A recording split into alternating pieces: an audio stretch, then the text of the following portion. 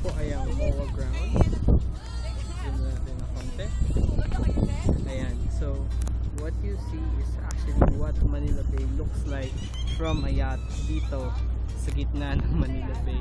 So kung kakita nyo, napakalawak ng tubig. At syempre, ito yung iba-iba naman ang tingin natin sa Manila. Lalo na maganda makikita.